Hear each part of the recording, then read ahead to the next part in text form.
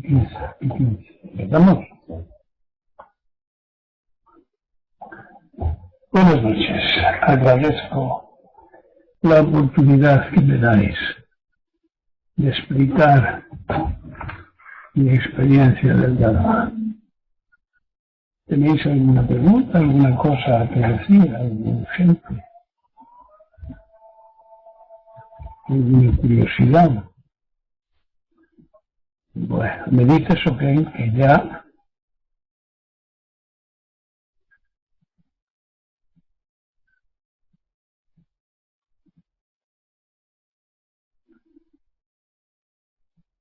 tenéis en la página web al final las instrucciones para ver los números de copia de libros, charlas y mapa mundi de distribución.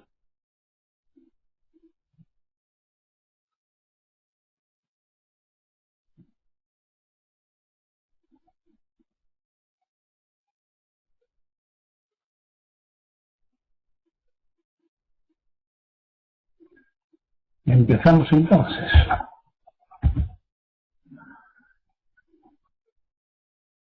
Algo sobre hacer el bien y evitar el mal.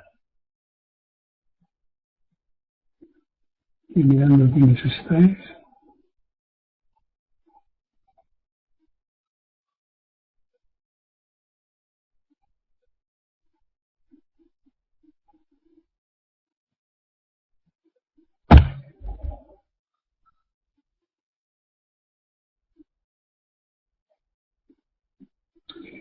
Hacer el bien y evitar el mal. Desde el punto de vista del ego, parece muy sencillo comprender esto, ¿verdad? Del bien y del mal. Parece claro, pero no lo es desde el punto de vista del Zen, a menos que caigamos en la cuenta de que el mal es depender del ego. Y el bien es realizar la propia naturaleza. Algo muy distinto. Es decir, el karma, sea positivo o sea negativo, las buenas obras, las malas obras, dependen del ego, son compuestas, están condicionadas, aprendidas, conceptuales y todo. Pues eso es el mal, sea positivo o sea negativo. Las dos caras de la misma moneda. Y para el Zen es el mal, el ego. Karma positivo o negativo. Entonces, el bien es lo conducente, el despertar, la independización del ego. Disciplinas y religiones se ocupan de encauzar al ego, pero nosotros no.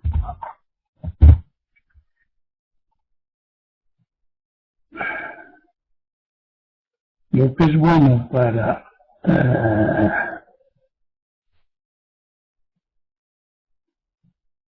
la propia naturaleza no es bueno para el ego. La idea de lo bueno tiene que surgir de la experiencia de la práctica. Es decir, no es algo escrito, no es algo revelado, no es filosofía, no es religión. De manera que orientarse con respecto a esto es momentáneo. La misma acción en un momento puede ser destructiva y en otro constructiva. Es decir, favorecer la vida o dificultarla. Entiendo por constructivo y destructivo eso.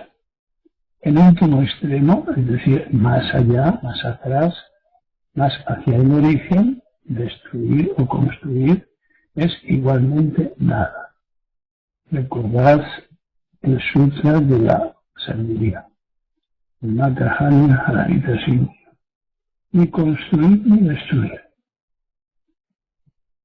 ¿Alguna pregunta sobre eso?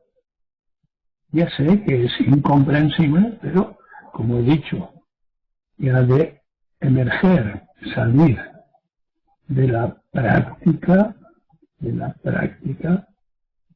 pues se trata de realizar la propia naturaleza, de manera que no es cosa comprensible, y más si es momentánea, instante a instante. Una cosa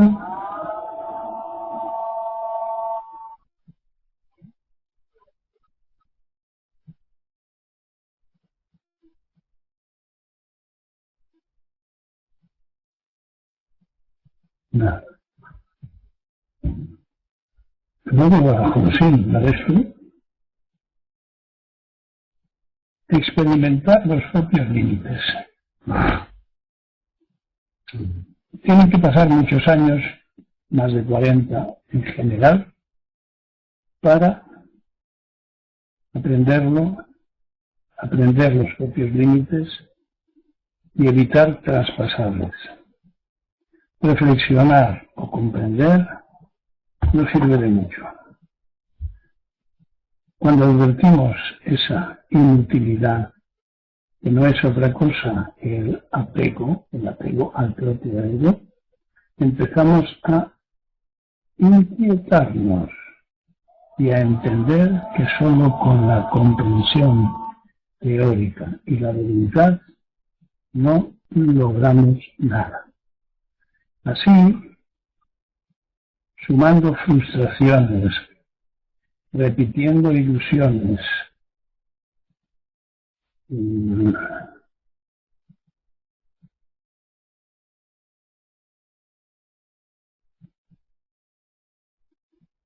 sufriendo de las causas de los deseos del ego, algunos buscan el cambio.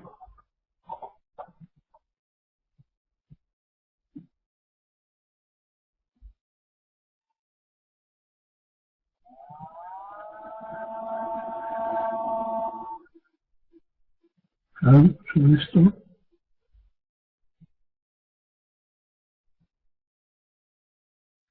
Bueno,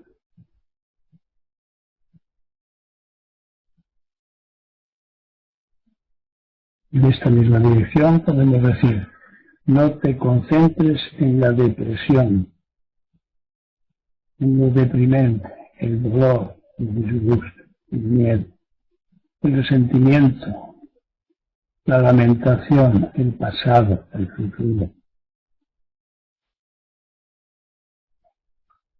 Esto es lo que hace Millán con los perros, sacarles de estados cerebrales de atención a lo temido. Y entonces él les dice, eres un perro, no un humano. Y yo añado, un humano deforme. Porque concentrarse en lo que produce sufrimiento, pensamientos, culpas, y todo lo nombrado anteriormente, es propio de los seres sensibles, que se decía en la antigüedad budista, es decir, los que sufren, los sufrientes. En la entrada del templo, en el corredor primero, tenemos a la izquierda una frase escrita en la pared que dice algo relacionado con esto. El que dialoga consigo mismo sobre sus desgracias no está preparado para la práctica del Zen. Una cosa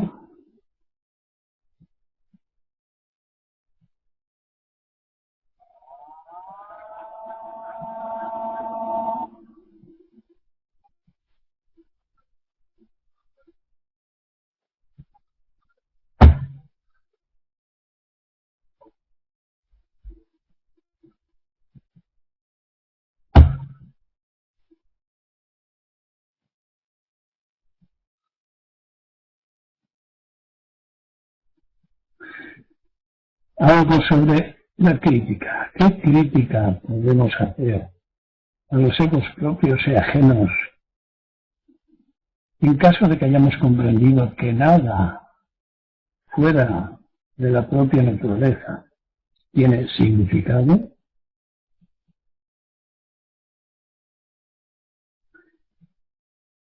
Muy fácil. El egocentrismo provoca sufrimientos innecesarios, propios y ajenos, desgracias y enfermedades condicionadas. Por eso suena bien que se considere antisocial e incluso delictivo, algo que os comentaba en la charla anterior.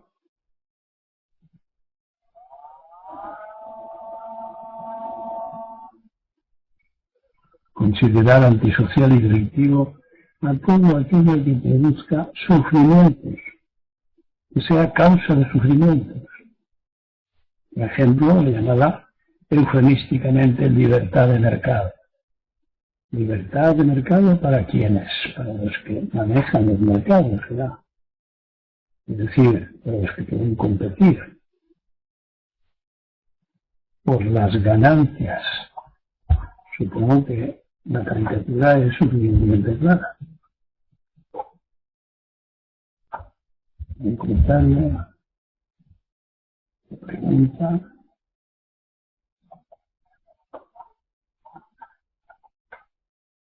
Pues continuamos útilmente, es decir, relacionándolo con lo anterior, con el tema de la impersonalidad, que para algunos principiantes parece que hay dificultades. Cuvier dice, el otro día César Villano de que la mayoría de la gente sufre sin darse cuenta. Es un caso que nunca le había escuchado. Bien. Y os pareció llamativo. Los índices es delictivo todo el sistema. Claro. Pero, impersonalidad. Si hay práctica, aparece el desapego de lo personal. ¿Pero qué es lo personal?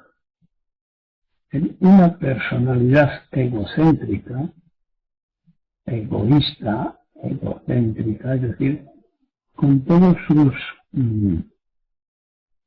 o la mayor parte de los sistemas mentales, dirigidos a metas, a beneficios, pues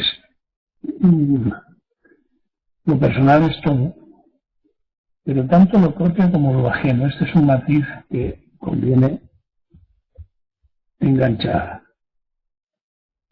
Es decir, tanto lo propio como lo ajeno lo hacemos personal, lo hacemos mío. Hasta las anécdotas de la vida personal de los demás se discuten tomando partido, haciendo crítica y juzgando con una pasión como si fuera propio. Porque el egocentrismo como sistema se apropia de ello. Todo es oportunidad de apropiación. Hasta el agotamiento, la ansiedad, la depresión, el estrés, ese que siembran las televisiones, igual que en las existencias de cada uno, hace el ego. No puede haber, atención, no puede haber equilibrio sin impersonalidad, sin imparcialidad. Así el personaje, el protagonista, el robot, es como desaparece. Decía el romano antiguo, nada de lo humano me es ajeno. Desde Zen diríamos, todo lo humano me es precisamente ajeno. espero que se entienda, es ajeno, porque es una superestructura, es algo compuesto, es algo condicionado, adquirido, ¿eh? Es decir, lo humano, tal y como está siendo y viene siendo lo humano, me es ajeno. Ajenizarse con respecto a lo humano es precisamente trascender el ego.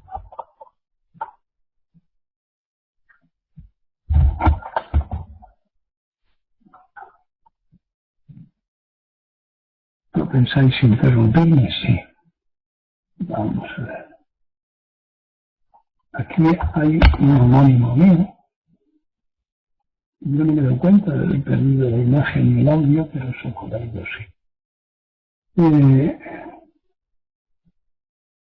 Y solo dice, el que sufre se da cuenta. Parece que lo que sucede es que se ignora que el motivo del sufrimiento es imaginario y real.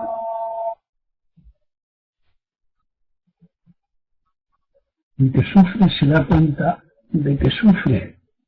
Yo creo que no es generalizable esto. Recordemos que Buda, en su primera verdad, dice, vengo a enseñarles lo que es el sufrimiento. Y muchas veces hemos hablado aquí sobre la ignorancia de este asunto.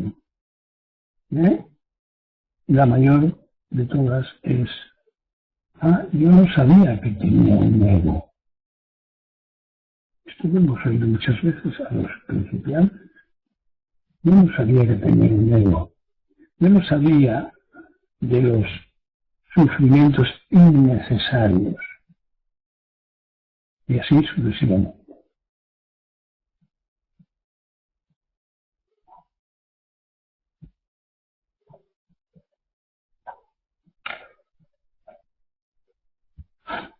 Algo sobre el cerebro.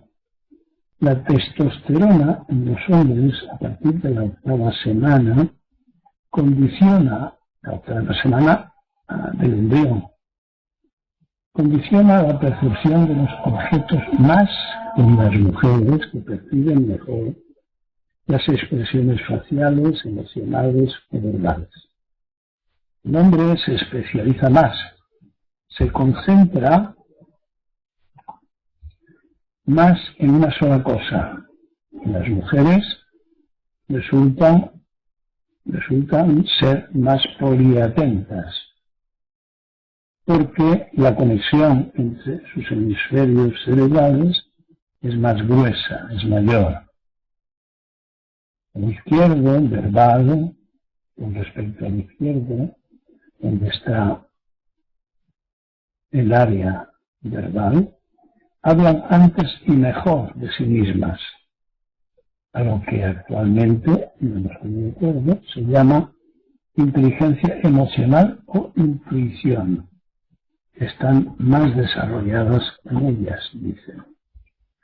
La testosterona, ya sabéis que es la hormona masculina, aumenta la musculación y los movimientos de expresividad física gruesa. Por lo tanto, es un condicionante del movimiento, de la habilidad, de la fuerza de los movimientos, del ritmo de los movimientos. Lo vemos en los patios de los colegios, los gritos, las carreras, las competencias, etcétera, de los niños, y en los de las niñas pues, son más tranquilos, más callados. Incluso las estrategias son distintas. Un ejemplo muy llamativo que diferencia los cerebros es que en el cerebro de las niñas se perciben las cosas, pero se hace una copia que se conserva en el otro hemisferio. Sin embargo, en los hombres no. Una de las consecuencias es que las mujeres se recuperan de una hemorragia cerebral o de otros trastornos cerebrales con destrucción de materia, precisamente porque tienen copia. Bueno, son cosas interesantes.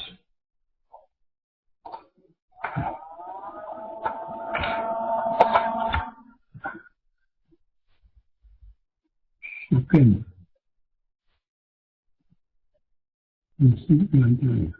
Curso. De lo que hablabas antes es vivir el sueño de los otros. No me suena eso, no creo, pero pudiera ser. Algo sobre alergias peligrosas frente a picaduras en Estados Unidos, más de 30 pesticidas, insecticidas, organofosforados aparecen en los vegetales comestibles y en los análisis que se hace a voluntarios. Recordaréis que diputados europeos se hicieron los mismos análisis y salían 100 o 150 de estos de casi 10 años. Tóxicos incluso a muy pequeñas dosis, pero consumidos sostenidamente, se acumulan. Al parecer también están provocando el nacimiento de menos niños que de niñas, y con trastornos de audición, visión, sangrado, aprendizaje y problemas respiratorios. En el mundo animal, en peces y anfibios, muchos trastornos genéticos. Se está potabilizando el agua con carbón vegetal y ozono. En Canadá se encuentran ya hasta 110 productos Canadá. Fijaos, está cambiando muchísimo, ¿no? La idea que tenemos es de grandes bosques, grandes lagos, etcétera, pero se está acabando con todo eso.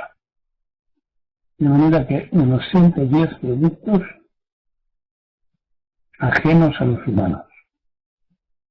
Según los genetistas, 5 generaciones después de haberse sometido a estas influencias en varios animales estudiados, esa especie animal, después de 5 generaciones, desaparece.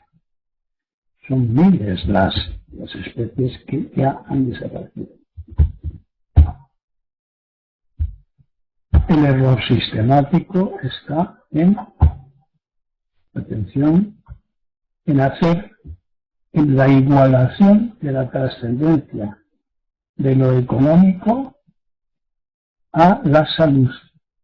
Es decir, algo nos pasa a los humanos que unos pocos, un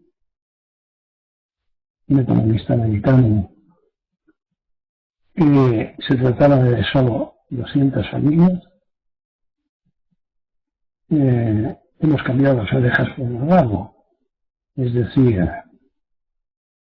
si los mercados son los que están dirigiendo la política, como ahora se dice,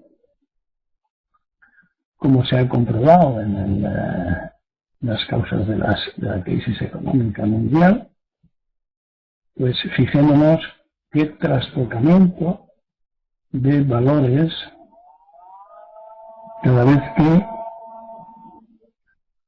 se iguala la economía con la salud. Nunca más oportuno que ahora, pues es recomendar los alimentos ecológicos, mucha fibra, mucha fruta, poca carne y poco pescado.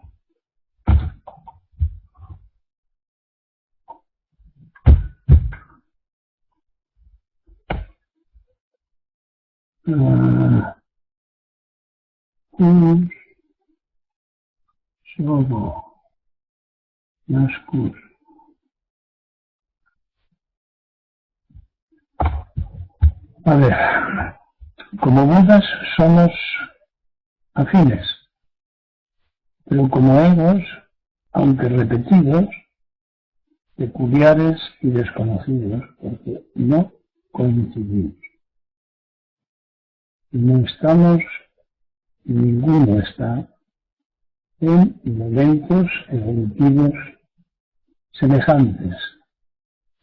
Y a poco que se contacte, aparecen las diferencias idealistas y por lo tanto los conflictos, las peleas, las rupturas, las desilusiones, etc. Como no se trata de estimular el ego, sobran los convencionalismos, saludos verbales, comportamientos sociales, afirmaciones,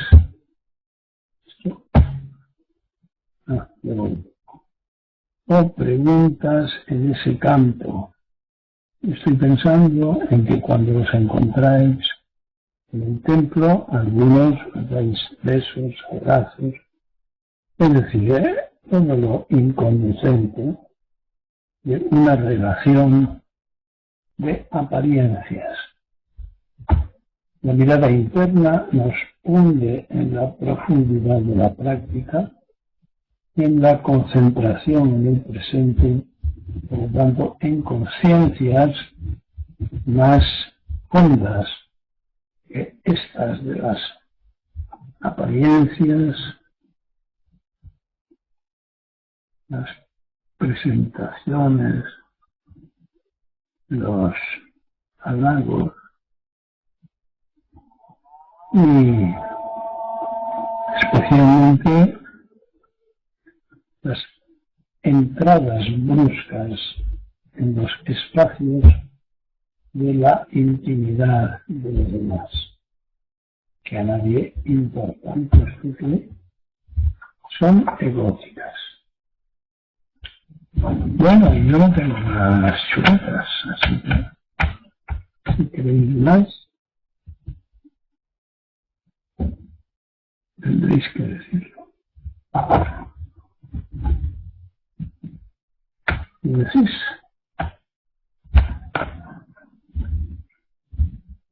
para el próximo día, pues, espero que estudiéis con lápiz y papel de nuevo la charla y entresaquéis aquellas cosas relacionadas con vuestro momento evolutivo. ¿Qué quiero decir con momento evolutivo? Ya sabéis que el despertar es algo brusco, instantáneo, pero que la profundización lo llamamos el cultivo, y es lento, progresivo, continuo. Es como si en el despertar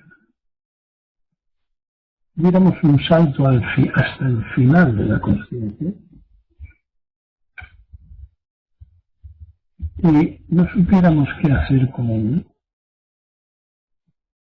aunque sí nos orienta como una experiencia que ha ocurrido, de la cual tenemos constancia individual, certeza. Y ahora queda, lo cual da muchos ánimos, y ahora queda el cultivo de la gota malaya.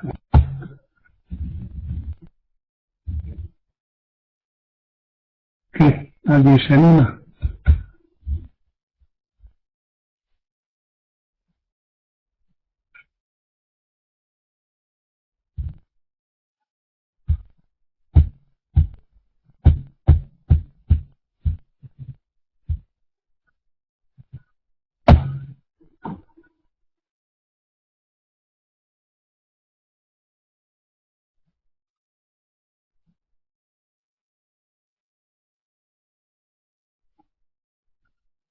No tenéis nada que decir. Nadie se ha quedado con algo que fuera especialmente útil para su propio caso. ¿Cómo reconocerlo? Es como una piedra en el camino, como un obstáculo que no acaba de removerse, por ejemplo, o como un obstáculo que se ha removido y se tiene conciencia de ello en una particular emoción. ¿Alguien reconoce esto?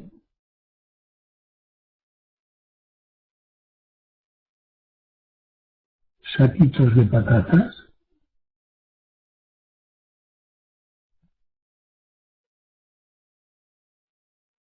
Hola, José Miguel. José Miguel, José Miguel. Hay una canción vasca, me parece que es así. Y Chinel dice, este último muy esclarecedor. He perdido el pie. No sé a qué te puedes referir. Dilo tú.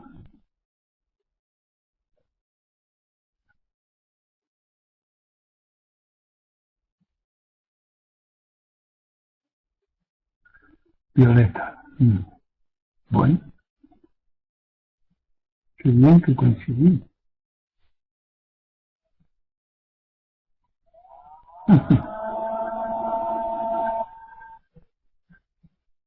Y Chinel, al despertar y la profundización.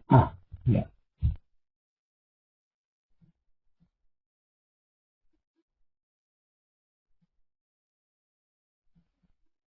Una experiencia sin forma.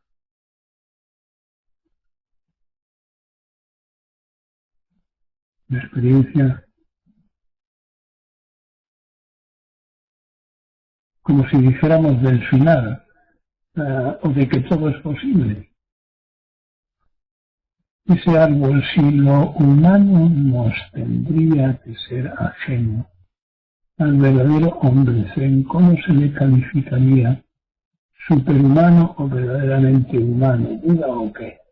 ¿Se le entiende? Sí. Un ser humano desde el budismo Soto Zen es el humano normal, es decir, el humano enajenado en el ego es infrahumano. Es como si estuviéramos hablando de Neandertal. ¿Se me entiende? Lo extraordinario, no, es lo ordinario. Lo ordinario que hemos perdido y se trata de recuperar. Cae. Escucho atento. Bien. Ichinen. Se corta.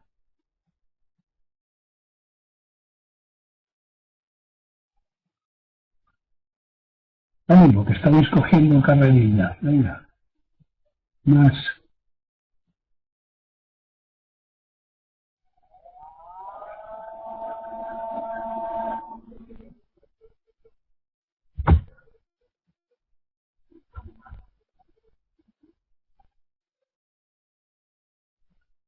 Venga, chicos y chicas. Es urgente esto de ponerse en mí. No hay mucho tiempo.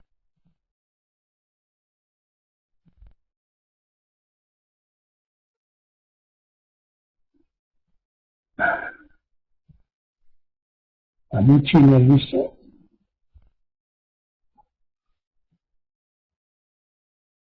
árbol, dice, se me cortó la comunicación. He cogido lo de infrahumano, pero me perdí el resto. Podría repetirlo sin olvidar. Lo que consigo recordar es que la enajenación en el ego es una enajenación, en ajeno, estar en lo ajeno, es decir, lo sobrepuesto, lo adquirido, lo aprendido unilateralmente. Es decir, no se llega a humano desde el egoísmo, el egocentrismo, la especialización en yo, lo mío, para mí, etc. Y el Zen nos ayuda a salirnos de ese círculo, de ese círculo cerrado, limitado, y convertirnos en seres humanos,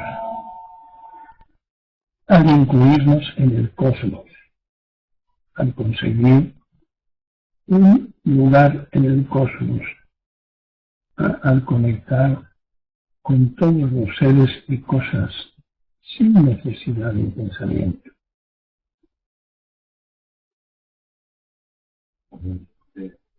Como una experiencia profunda. ¿Qué? En el tren no dejaremos de ver algo. ¿No qué? Ah, sí. Sí. Me recuerdas, ok, que también dije algo sobre no equivocarnos buscando de la mano de esta cultura nuestra occidental, trascendentalista, no resbalemos por la cuesta de lo sobrehumano,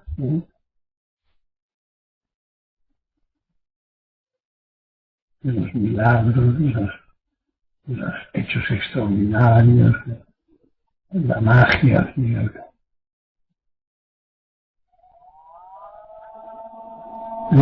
Árbol, ahora está.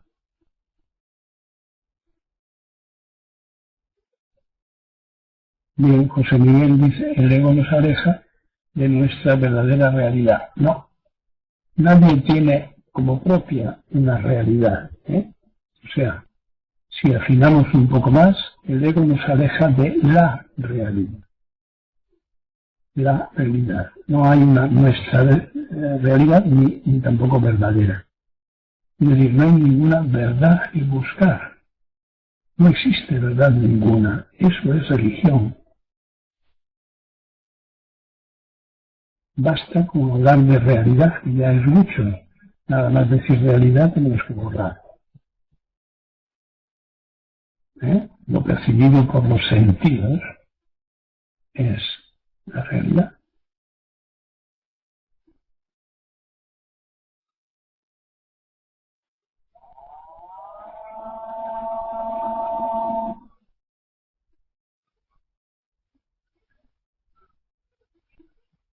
Pero algunos, dice Badajoz, son flechas externas, es decir, venidas desde el exterior que duelen y difíciles de arrancar o repeler.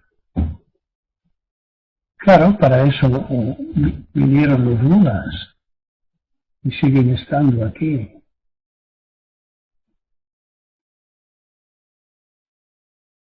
Precisamente para poder,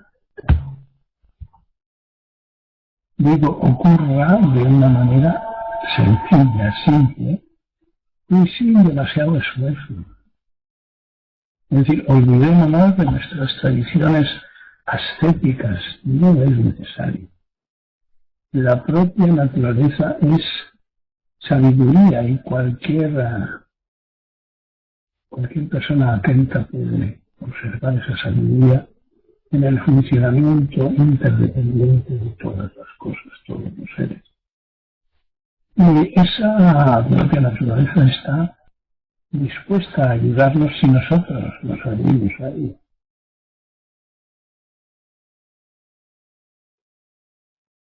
Y abrirse, como antes expliqué, es estar dispuestos al cambio, no hacer variaciones del estilo de los aceites y de las pinturicas de las señoras y los señores para cambiar su cara o su cuerpo. Eso no es un cambio, son variaciones. En estos maquillajes se ve como claramente como no hay cambio ninguno, hay disimulo, hay teatro, hay técnicas de mimetización, pero cambio no hay. Y estar dispuestos al cambio, pues es algo nada fácil si no se ha hecho el recorrido del sufrimiento, como antes decía. Es difícil que la gente esté dispuesta a prescindir de las conveniencias, de sus propias imaginaciones sobre lo que la vida les reserva. Entonces imaginan una película llamada la película de la felicidad, que todos hemos aprendido, y esperamos mucho de la vida. Pero eso no tiene nada que ver con la vida, eso son imaginaciones existenciales, es decir, un fraude. Y cuando se llega al punto de fraude crítico, pues entonces es cuando nuestra naturaleza nos permite ver con claridad que es el momento del cambio. De manera que abrimos nuestra mente y nos disponemos a desapegarnos de lo que haga falta.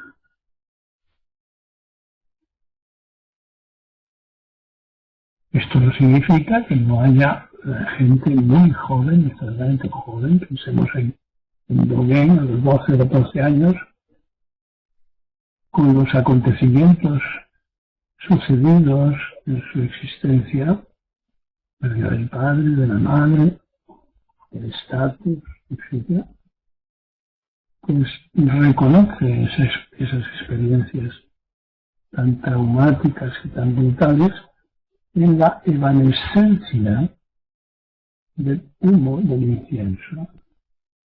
Ahí es donde él percibe lo que Buda explicó como la impermanencia. Nada es permanente, todo pasa. ¿Para qué empeñarse tanto si todo pasa? Esa fue la grieta por la que la mente de Dogen y otras muchas vislumbran una luz a perseguir, una luz a realizar. La luz de la sabiduría, o dicho con palabras más modernas, la lucidez del todo.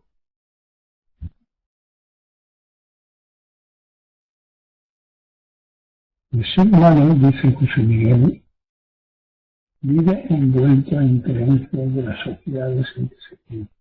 Eso va condicionando su mente, su vida, y ya es difícil salir de eso.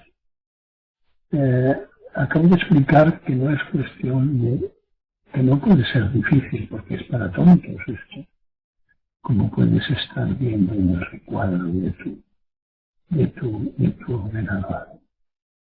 Esto es para tontos. Y siendo para tontos, quiere decir que está al alcance de todos. Por lo tanto, cuando dices dificultad, te estás refiriendo a lo que acabo de nombrar, a conocimientos y fuerza de voluntad. Pero el ser no tiene nada que ver con eso. Es una experiencia de la consciencia, de la propia naturaleza anterior a las palabras, a los conceptos.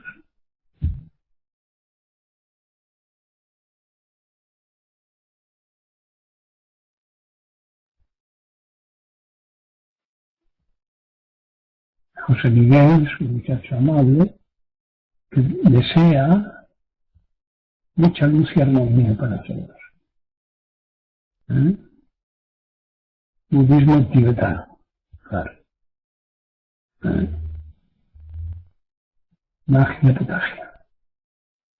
Los deseos hemos de prohibirnoslos, porque es de donde venimos. Nuestro ego es ese complejo de deseo que conduce al sufrimiento.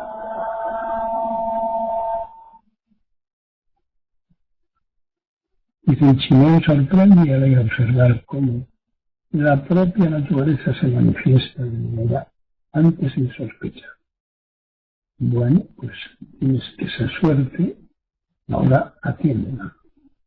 O no la atiendas, es solo asunto tuyo. Buda repitió muchas veces que la propia lucidez, la iluminación, decía él, ha de conseguirla cada uno, porque ningún otro se la va a dar. No es posible.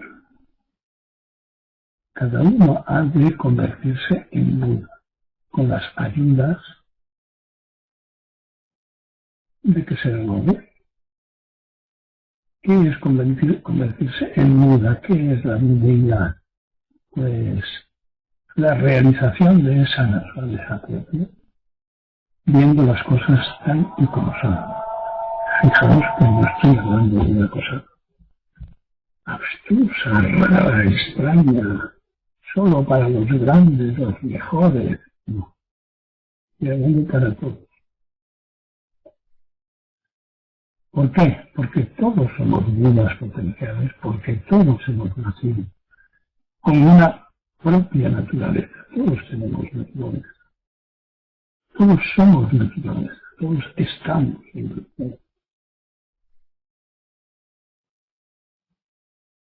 Bien, bien.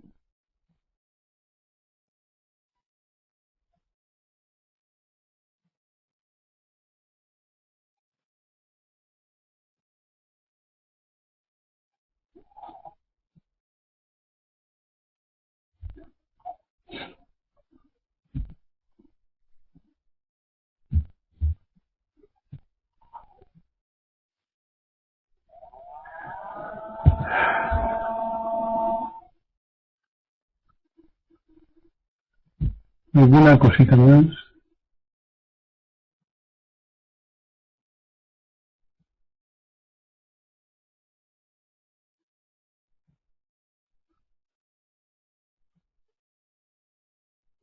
Amigo Badajoz, las cosas tal y como son tal y como son en cada momento presente, de manera que no cambian.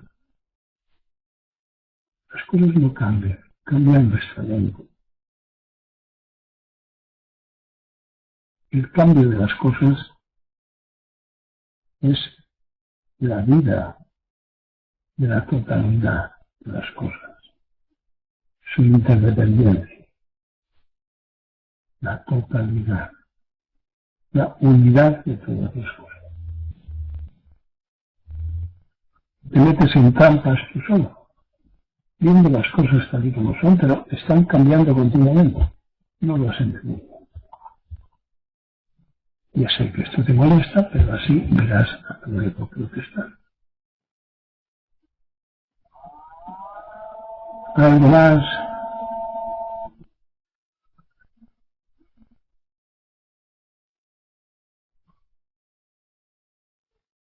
Bueno, pues si os parece bien, lo dejamos aquí.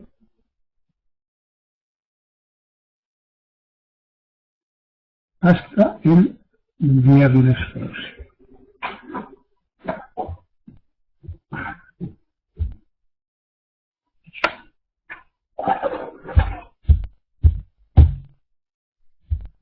Muy bien.